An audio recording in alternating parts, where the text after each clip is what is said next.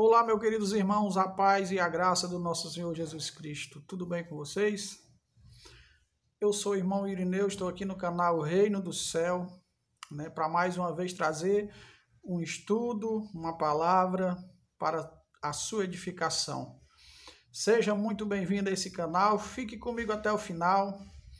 Compartilhe o vídeo se você gostar, deixe o seu like, comente, tire as suas dúvidas, E inscreva-se no canal, para que toda vez que postar um vídeo, você seja notificado aí no seu celular, Então hoje quero falar de um assunto muito bom.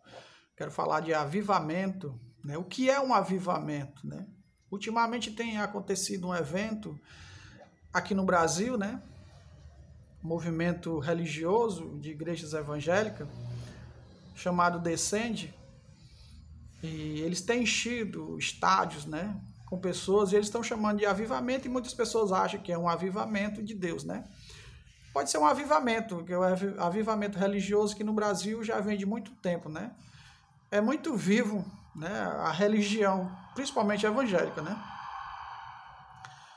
Então, irmãos, o avivamento verdadeiro de Deus aconteceu nas Escrituras, foi profético, E se cumpriu em parte o primeiro, e se cumprirá também o último, Eu quero ser bem direto, esse é um assunto bom, que dá para falar uma hora e não falar quase nada ainda, Mas eu quero ser bem breve, porque eu quero que o vídeo não fique tão grande, Para ser breve, nós vamos começar logo a ler.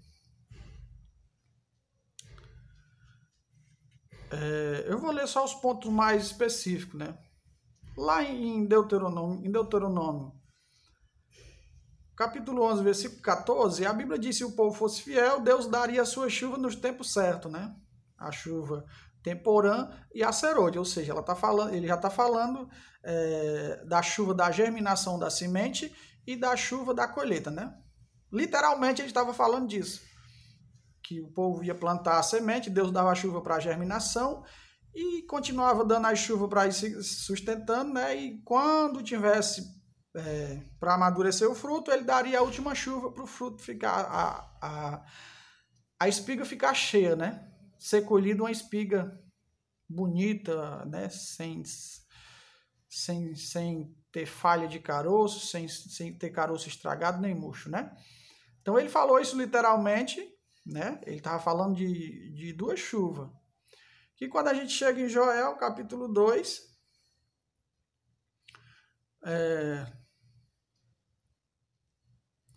versículo 28, quero ler do 28 ao 32, que ele vai dizer assim: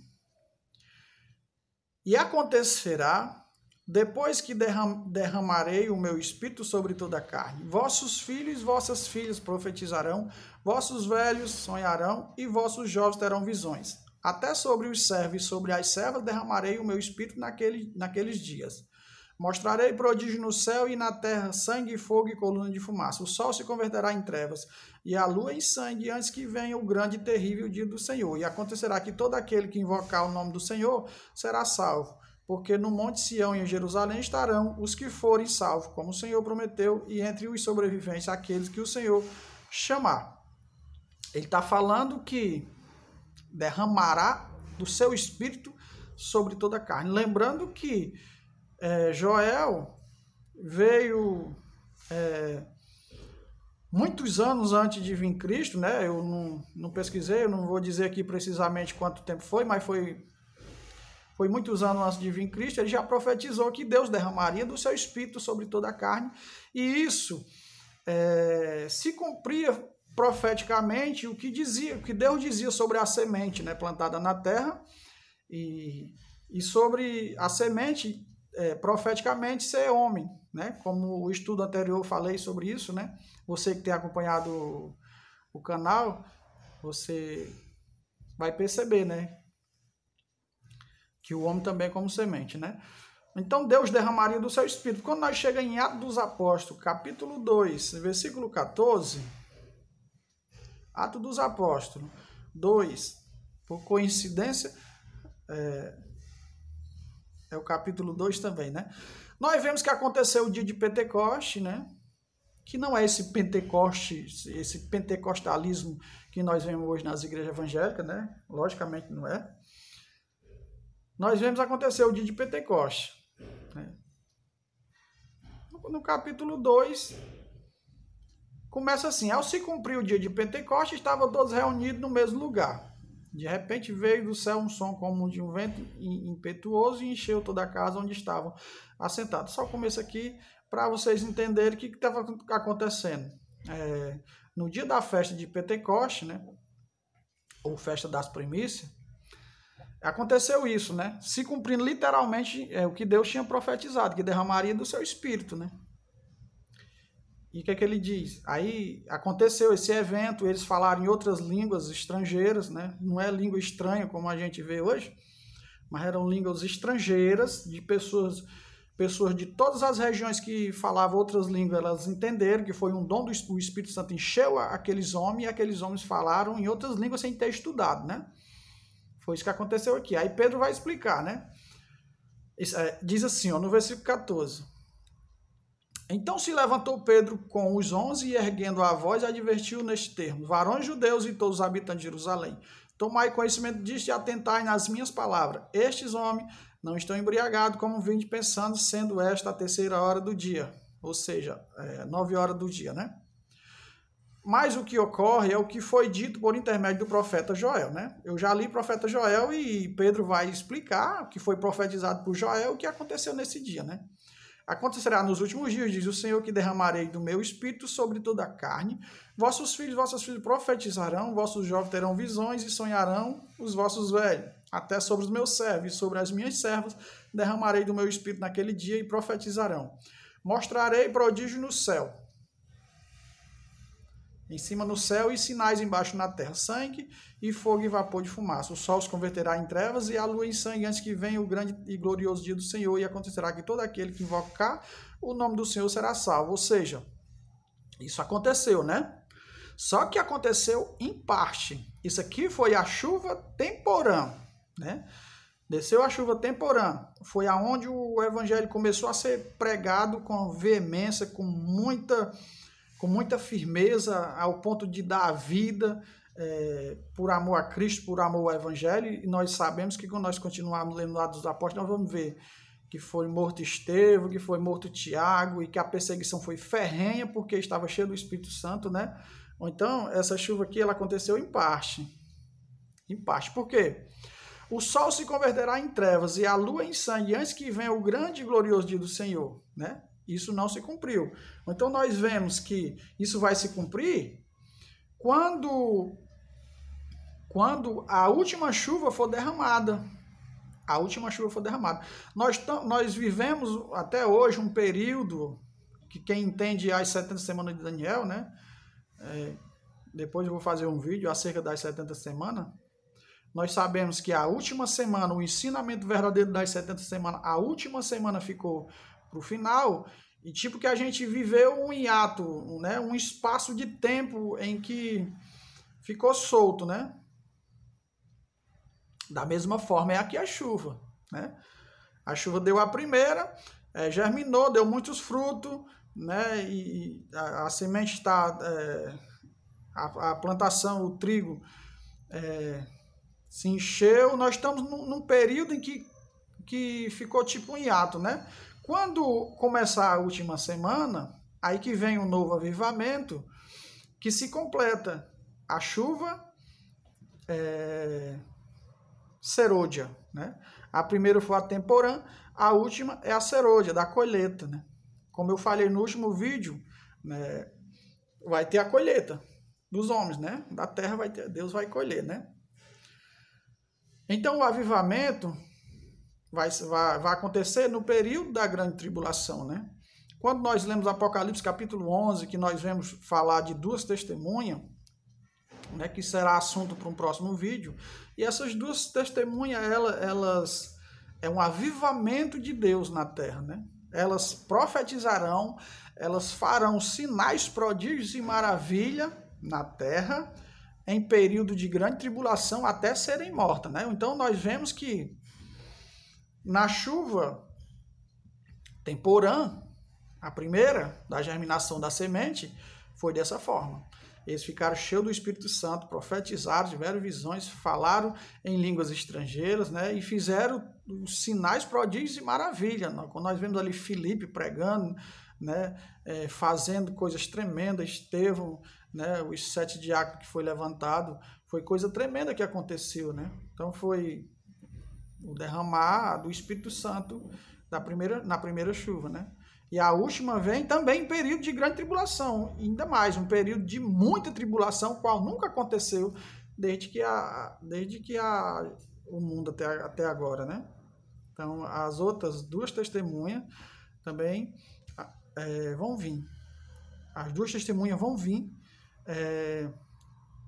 simbolizando não, literalmente se cumprindo o último avivamento na terra, né? O último avivamento. Tiago, no capítulo 5,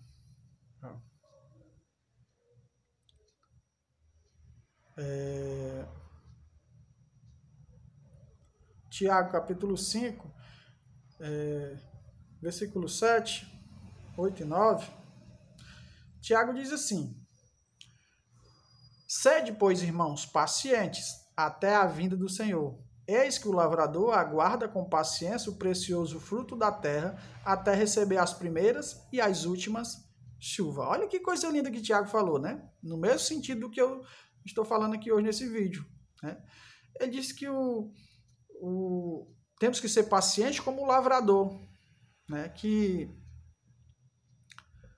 espera com paciência o precioso fruto da terra, até receber as primeiras e as últimas chuvas. Ou seja, Tiago já vai falando da chuva temporã e da chuva serôdia, a chuva da germinação e a chuva da colheita, né?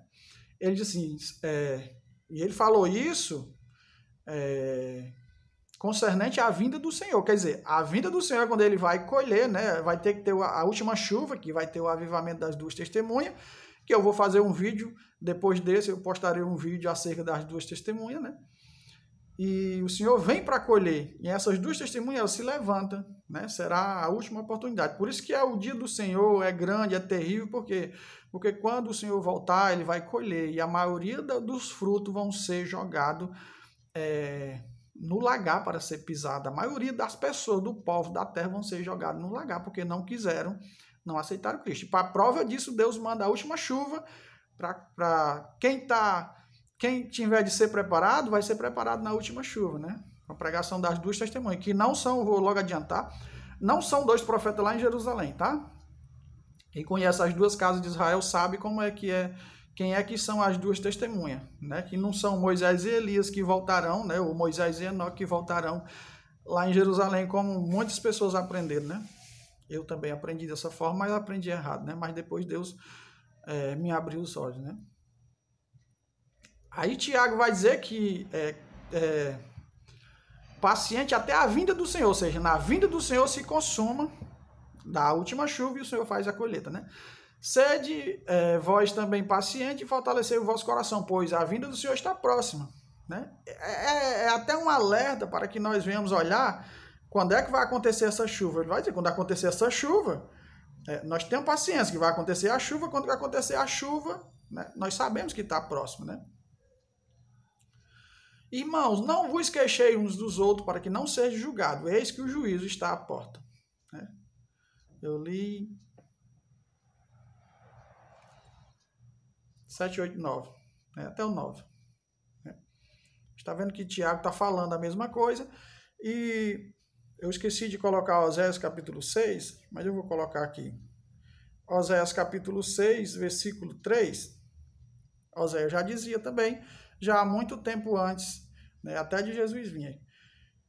Conheçamos e prossigamos em conhecer ao Senhor como a alva.